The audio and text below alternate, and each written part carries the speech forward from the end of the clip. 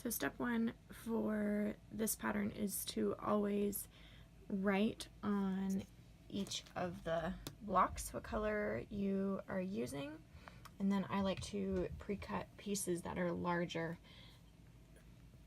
so then I know kind of what goes where and make sure that I have enough fabric, and then this also gives me a good idea of where my gradient is going to be. Okay, so what I do is I take the shade for this little block here. I'm going to line it up, and I can see that that's going to be a really great space for that one. It's going to use not much of the light, or the medium gray rather. I'm just looking through my scraps over here to see if I have one that is going to be a good fit so that I don't have to cut another little bit.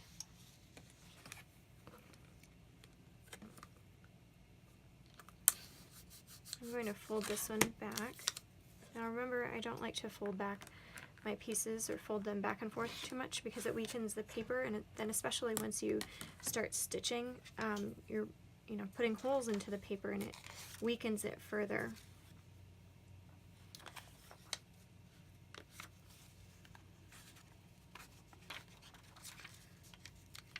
Alright, so what I am doing here is lining the side of the fabric up with the side of the template, and I want to make sure that I have plenty. One little trick that may help you is to fold your template towards you, and if you have enough room on the side to cover your template, then you have enough room, because then when you fold your piece over, you'll have plenty of fabric in that area.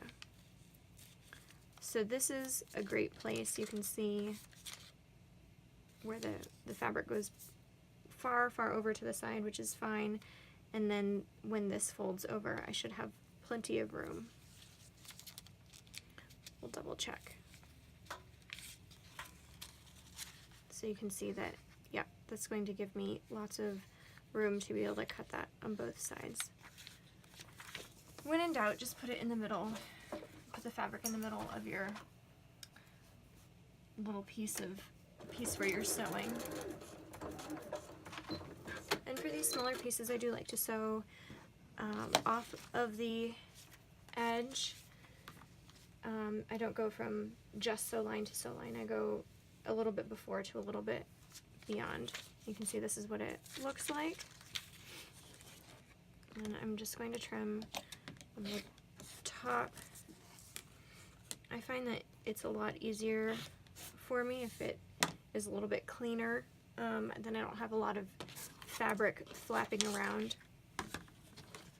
I have tried conserving fabric and using every little bit, and I notice that that's when I start to make mistakes. Instead of kind of trimming as I go and keeping less fabric, theoretically you should be able to use more fabric with foundation paper piecing because it doesn't matter about the grain line, but I do notice that if I have too much extra fabric on the piece, I can sew the wrong pieces together. And so if you get in the habit of kind of trimming your pieces as you go, I think it will help you quite a bit.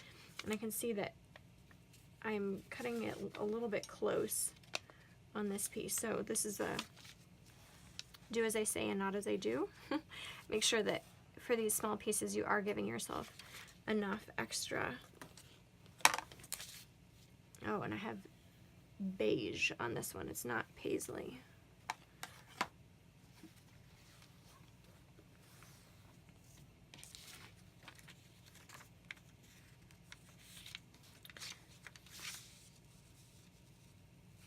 So simple way to make sure that you're maximizing the most of your fabric is lay the right side down.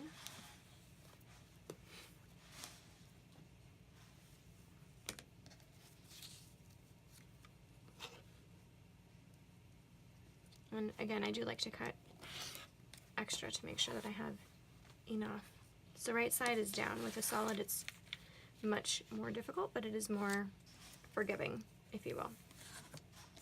So right side down, and we're going to fold the template towards us to expose this fabric. Make sure that you are not cutting the fabric that you have just sewn, because that would be a really bad day.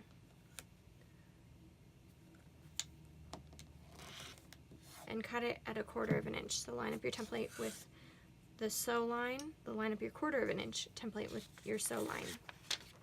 Okay, so flip your template over, flip your fabric over. This is where it's a little bit backwards, and it may take you a few tries.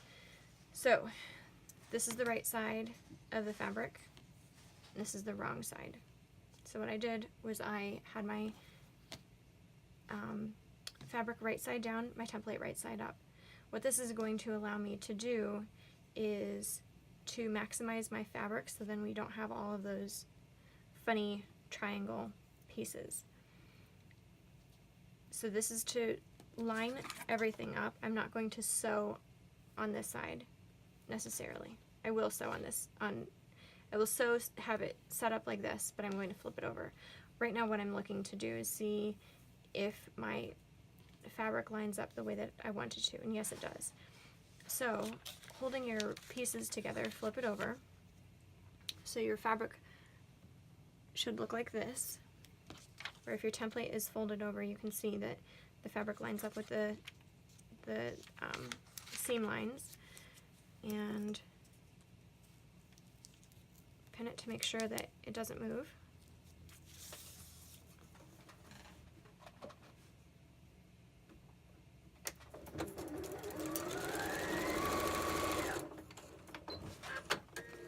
And always the moment of truth. Dun, da, da, da. Yay, it works. You can see that I did kind of mess up here, but I think I should be okay. I think I have enough. Again, do as I say, not as I did. Alright, so we have another beige piece, and again we're going to pick a side. It's going to be right side down, and I know that I don't want it to be this way, so lay your template right side up. And another thing that you might see that I'm doing is I'm laying the template long to my left, and it could be that I'm a lefty and this works really well, but I keep all of the extra fabric and the paper on the left hand side of me, so that I'm always doing the same thing. Kind of like when you set up a campsite, or when you tear it down, you always do things in the same method, the same system, so then you would never mess anything up. Okay, so the template is to the left, and we are going to fold the piece that we just sewed over to the left, and making sure that that little bit stays tucked under. If it scoots out, that's okay, then just use that as the side of your cut line. This is where it gets a little bit tricky for me because I am a lefty. So I'm going to, you can't see this, I apologize. And please be careful when you use your rotary cutter. We don't want any accidents. Okay. So right side is face down. Flip your template over, and we're going to check and see if this piece is going to work. And I'm just holding it at where the 1/4 inch is. And yep, that's fine. I'm going to scooch this over just a little bit. And a trick for that is if you line the corner of your fabric up with the side of your template, you should be fine. So this is the wrong side and the wrong side, so we have right sides together. Always sewing right sides together. If you are sewing right side to wrong side or wrong side to right side, it's not going to work out. You always want to make sure that you're sewing right sides together. Now, one thing that I did have with a previous piece is I had a little bit of bunching. So sometimes for these diagonal pieces, they do get a little bit bunchy, so just a little dab of glue to make sure it stays down, and that should do the trick. Lining everything back up.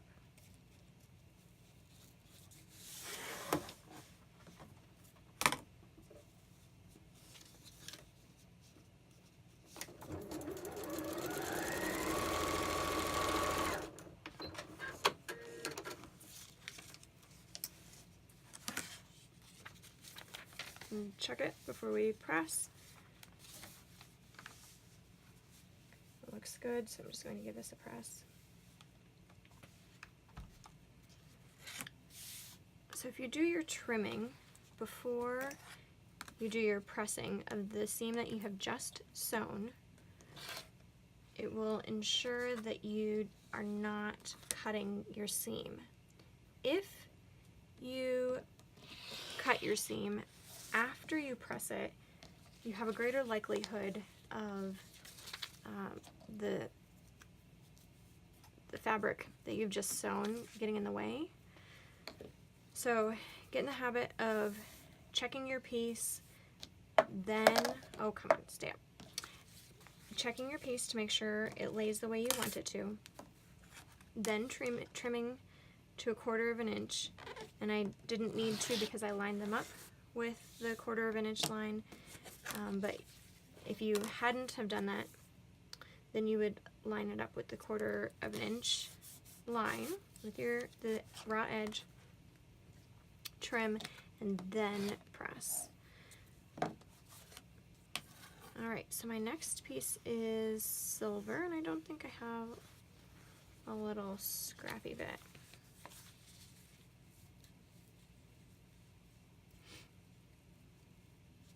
I noticed that I have fewer mistakes when I do cut the piece that I have just sewn. I cut the trim line for the next stitch line, such as what I've just been doing.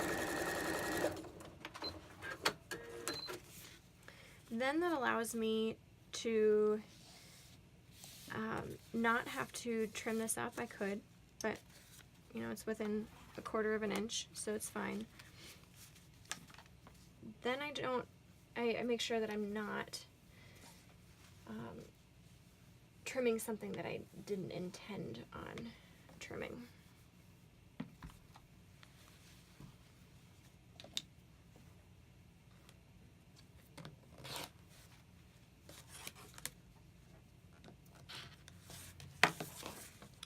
Okay, so line your ruler up with your next sew line and fold it back. And this is the raw edge that I was just speaking about.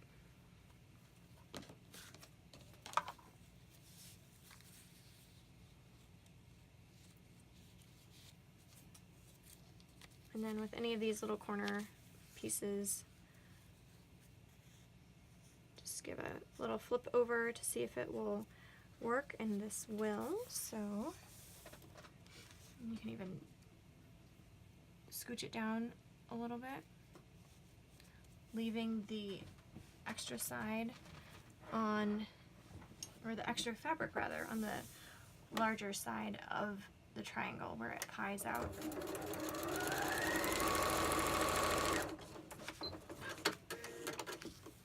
Alright, and we're going to check it. Yep, that's great. Perfect.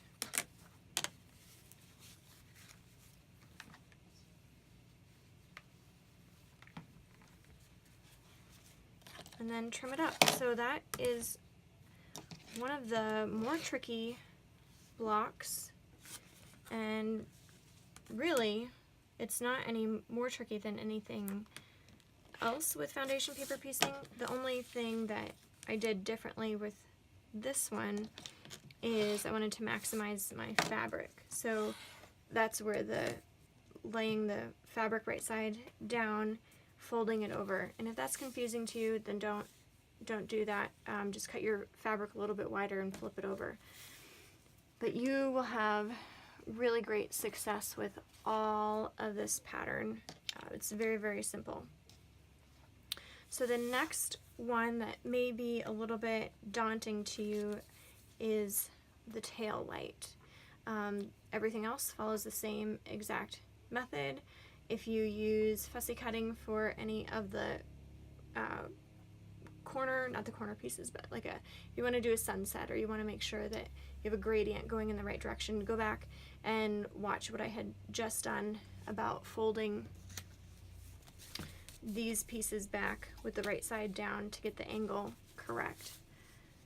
But that will be also in a future video. It just takes a little bit longer to explain.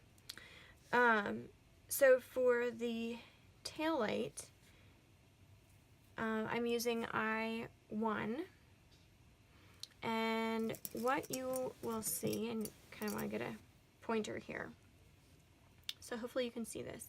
You will be working in opposite quadrants and then opposite quadrants, and what that will do is give you a nice round look to the tail light. So it doesn't matter which ones you choose. You can choose and have your tail light in the center, and then you can just start with the smaller pieces, either 2, 3, 4, or 5, and do those, and then you sew 6, 7, 8, and 9. Sorry, those eyes looked like 1s for a moment. So I am using beige for this, and I will show you how to do this. I like to use all of these little scrappy bits. It makes it so much easier.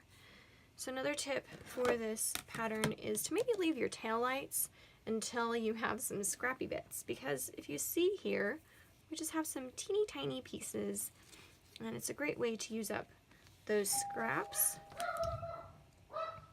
Hey, the Amazon guy is here.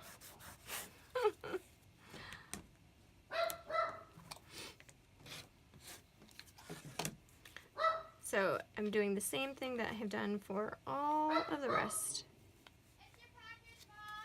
of these.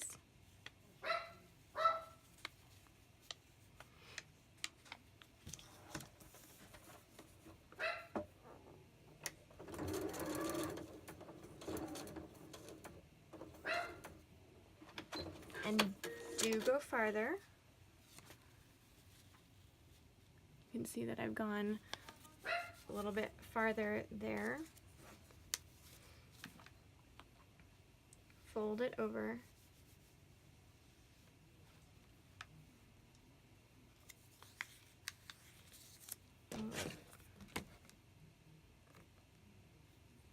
And since these are far enough away, you don't have to sew the opposite.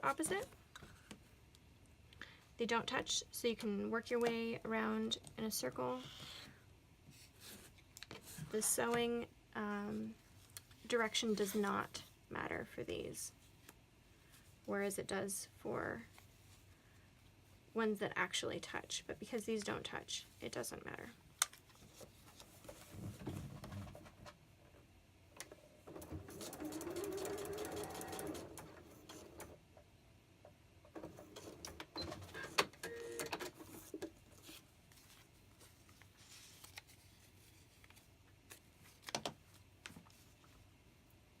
These little bits may seem relatively redundant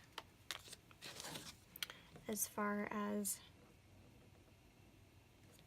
you know, how teeny weeny they are, and they kind of are, but having these pieces really make it really nice to have a light that looks really round instead of kind of round.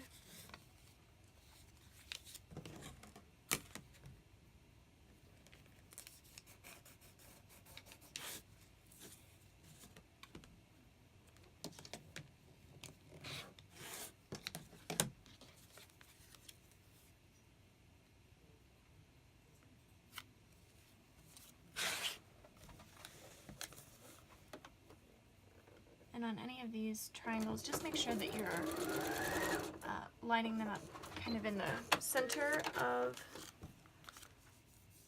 the piece. So then you make sure that you're maximizing all of your scrappy bits, and then you don't have to pull anything out. I feel like that is the absolute worst. All right, I don't want all of this excess.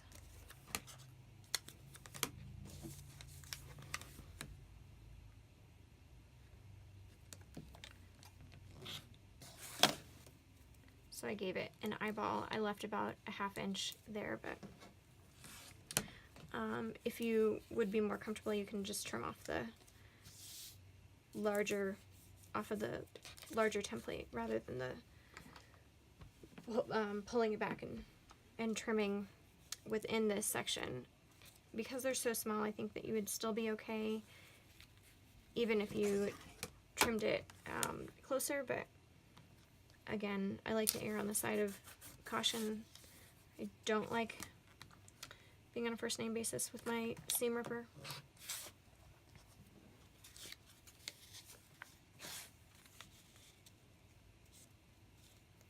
And maybe another tip that might help you is I kind of look over where this part of the sew line and this part is. And I'm looking here where I'm going to be sewing, where the block will be, to see, do I have enough room? And yes, I do have enough room.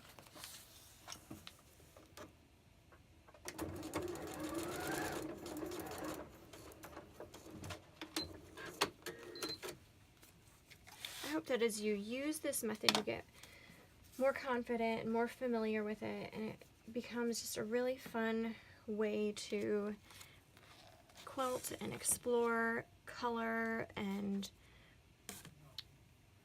just have a little bit more freedom, because the fabric pieces stay where you want them, and they don't shift in the same way that traditional piecing does.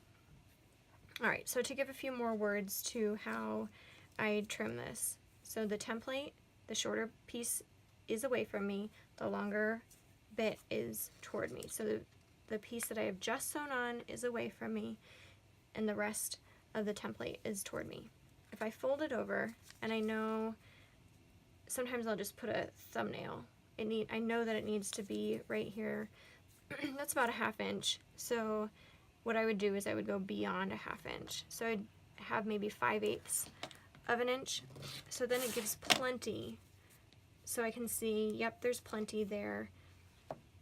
And then I just trim off just a little bit later, as opposed to trimming to a 1/2 inch now. And maybe the fabric might shift, maybe it won't, but then that just gives me kind of an insurance policy, if you will, for sewing. So you can also see that I've sewn beyond all of these little stitch lines, and they are holding in the fabric. So you'll want to just slide your finger up a little bit to get those to release. Same method as before. Line your ruler up, 1/4 of an inch that you are going to cut off.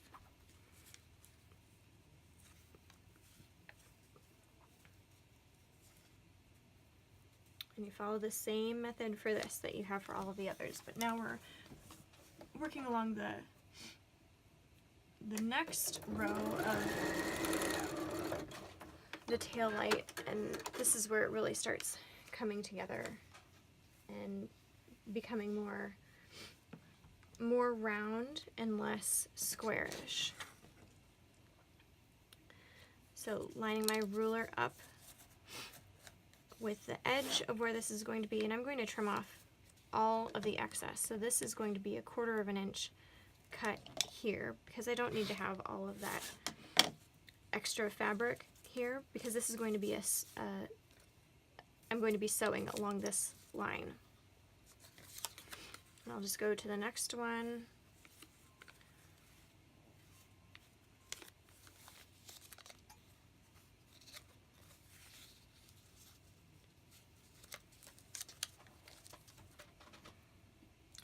paper starts to get a little bit more flimsy, it's always a good idea to pin it, and then always double check the other side of your pin, because you will see that mine would have been sewing off the edge. So I think this is a little bit better here.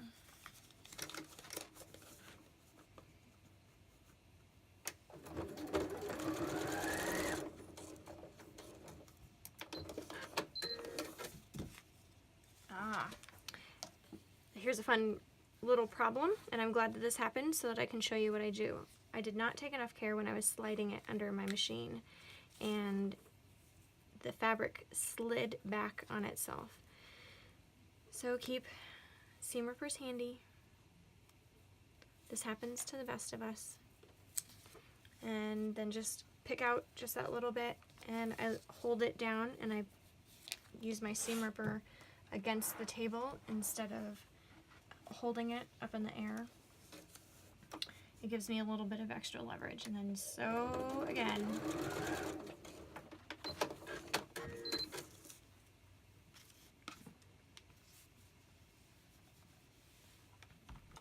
Okay, give it a little pressy press.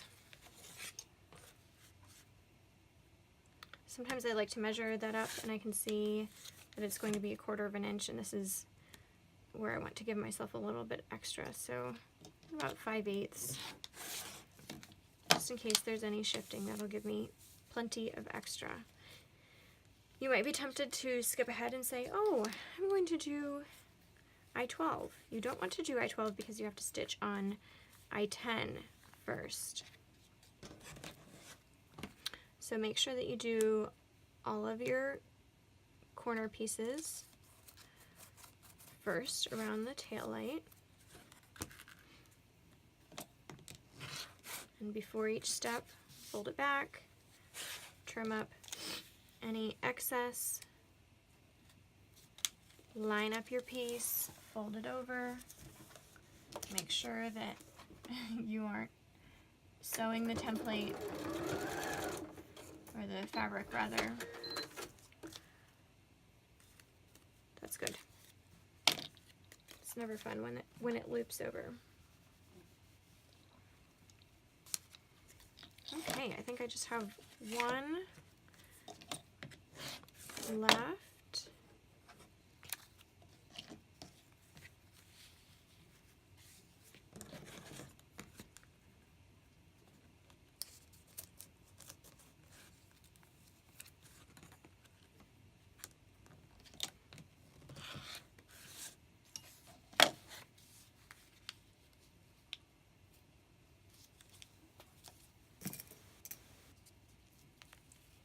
Pin.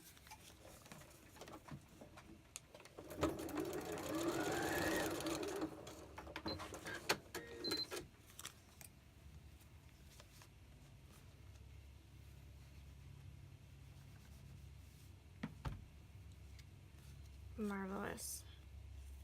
This looks really great. All right, so since all of those have been sewn around the outside, trim the side of your unit. Make sure you get that nice and straight as close as you can. I always use the 1/4 inch of my ruler here, always at the 1/4 inch, either on this side or this side, and I always line that on top of the sew line. And the reason that I do that is because sometimes if your printer is off just a little bit, or sometimes the pattern might be off just a teeny bit, if you always get in the habit of using the sew line with your 1/4 inch line and then trim along the side of your ruler, every single piece will always be identical. If you're trying to see where is the side of the line here, what happens is that the 1/4 of an inch on your ruler might not be right on this line, but if you make sure that your 1/4 of an inch is on top of that line every single time your template will be exactly correct. Or your unit. I use those two really interchangeably. Okay, so we're going on to I-10, still keeping with the beige. And I think this piece is barely.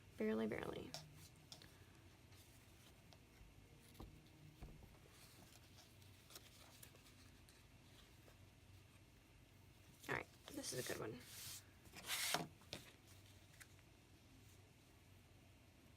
I generally just keep a pile of scraps for whatever the colors that I'm working on really close by my machine.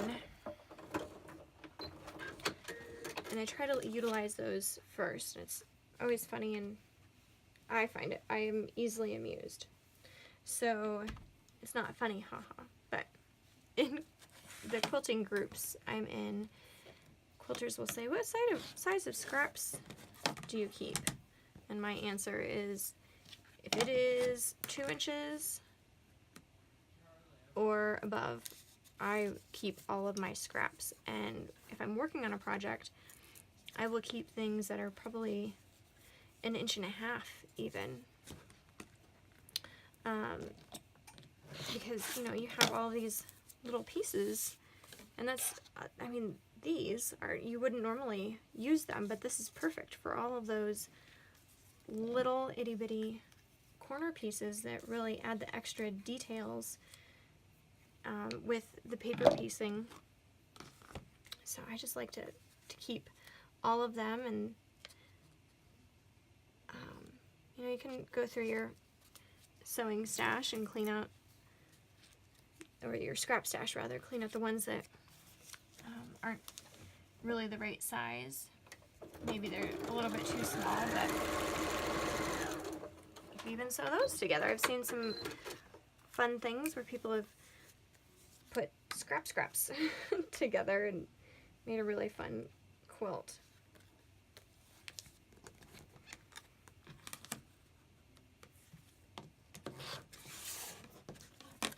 Alright, so the last piece, and you can see that I always have the same process. And I find that when I have the same process, it really allows my brain more time for creativity and more time to think through, okay, what are the other colors that I could use? How else could I do this? And it just becomes a lot more fun rather than, oh, what is the next step? How is the best way that I should be doing this? And I completely understand that when you're learning how to paper piece, it can be a little bit stressful to think through, all right, what is the step that I need to do?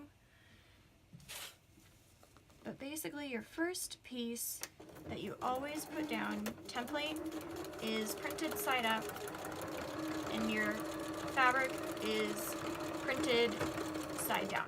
So template, printed side up, fabric, printed side down. Then after that, every piece that attaches to it is right sides together. So just like all of your other sewing, your right side goes together. Then trim back your piece to 1/4 inch before you stitch that on there.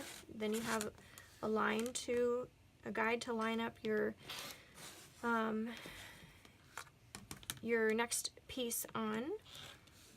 You know, double check to make sure that it is going to be the right fit.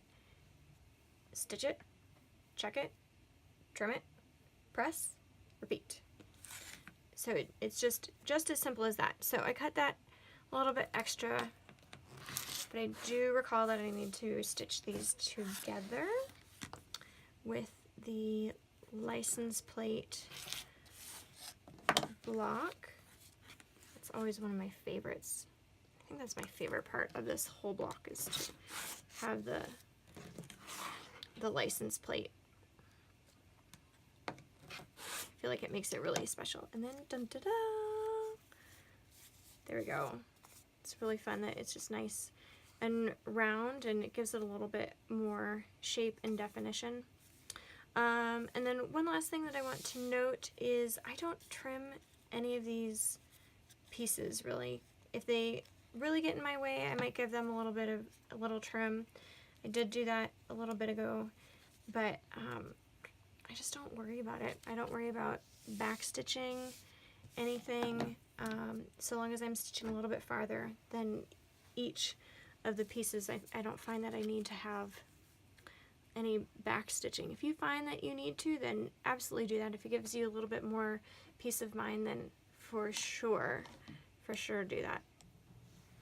Now we're going to put these together. You'll see that I have each of my pieces wider than the unit or the template is, and I have that on purpose. What we're going to do is cut, trim along the side here, along the side here, along the side here, and along the side here. You can press in between each of them. I find that I have less shifting, particularly with these long blocks. If I do these 3 units together, and then I press them all together and then trim the outsides as one final unit. I find that I don't have an issue with fabric shifting with larger blocks like the top of the trailer. I just don't have the same issue, but these long skinny ones, for some reason on any foundation paper piecing, I always have an issue with the pieces shifting. So I have found that the best thing is to leave the blocks, the units larger until it's time for me to sew them together. And you can always do the center, trim up the center ones first, and then do the outside. So and the other thing that I do, always use glue, just a little bit of a glue stick. I've done that for all of these long pieces because I don't want them to shift. And then pinning also. I will pin on the top and the bottom.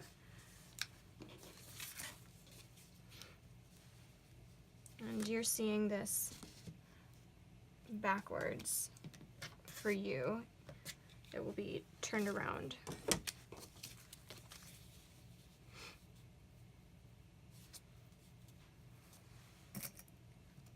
So line up the top and the bottom and ignore the template that has a little bit of tea that's spilled on the template.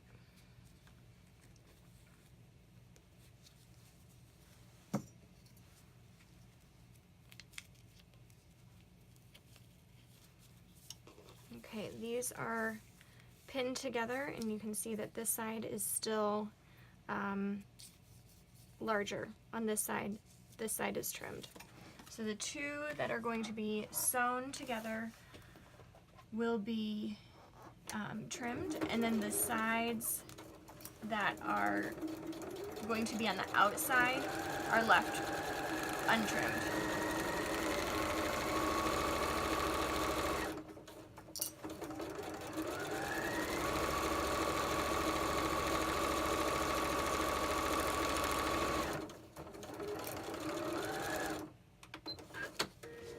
Okay, remember we are not pressing yet.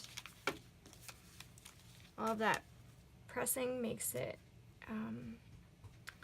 shift just a little bit. The paper adds just enough extra bulk, and then things move and they end up being where you don't want them to be. So this piece will join here.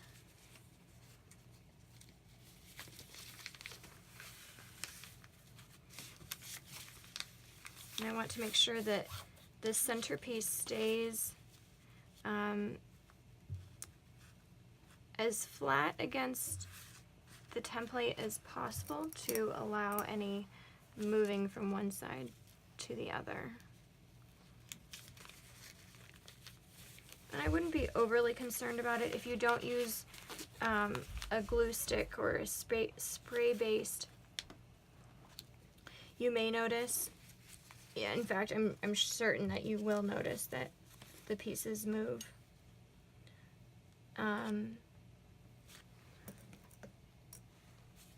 You could pin it if you don't want to use any sort of a glue or based. I think it might cause a little bit of extra frustration for you if you do that, if you pin rather than glue.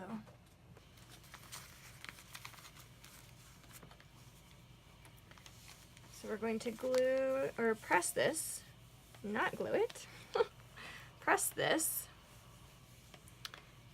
And with this step, I'm really allowing the seams to decide where they want to go. My focus is more on pressing.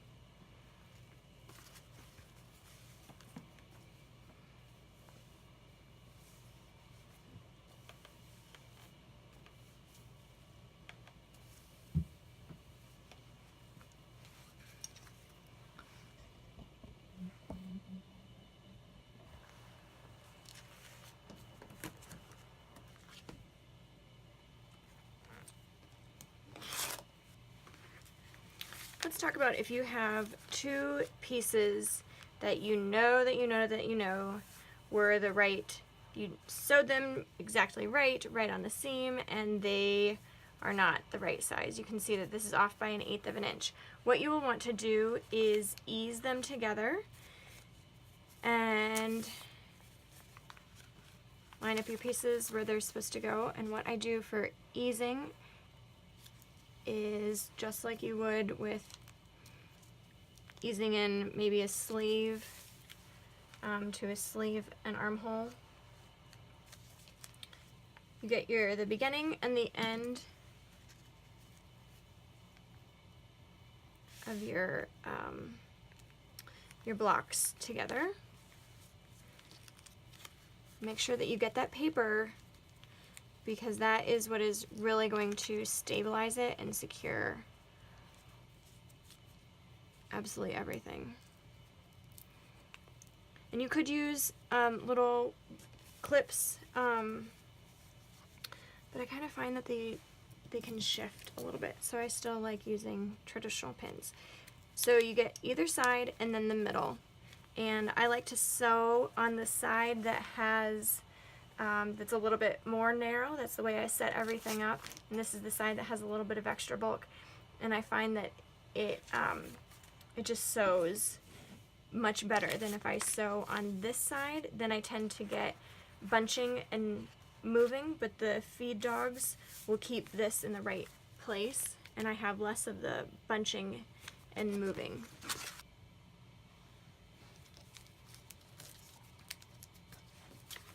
And here you can see that it's just come together really nicely. So let me remove these really quick. And then this side, and you can see that there was no puckering.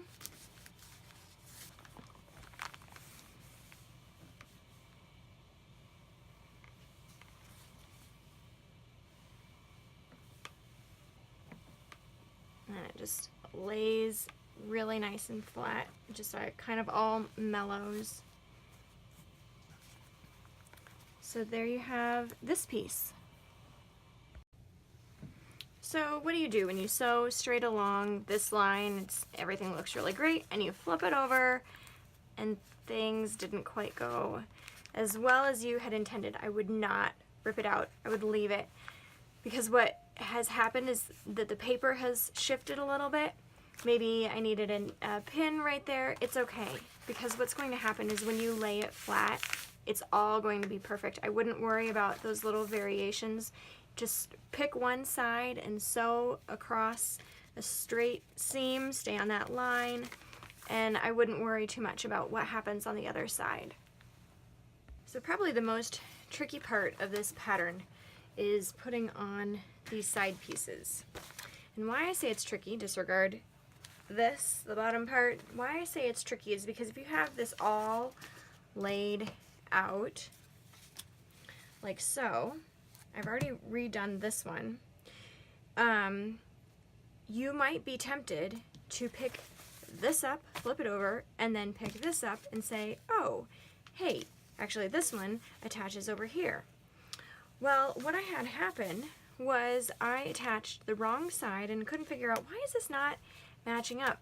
I had the wrong side attached. So the best thing to do is lay all of your template pieces with the printed side up and the fabric side down, and follow your diagram, and it will tell you that S attaches to Q and N attaches to UV. So what I will end up doing is taking this section out again here, because I need to have the extra room on the side, and I probably have enough extra room, but I just want to make sure that this block does measure 18.5 inches, and I don't want to rely necessarily on this side. So learn from my mistake. I was in a groove of sewing and picked up the wrong side. So make sure that you lay everything out where it is supposed to go. S goes to Q and N goes to U. So then you will take these, I'm going to show this side, the S and the Q side, you will take these together, pin them, sew them, then you'll have the next pieces all ready to go.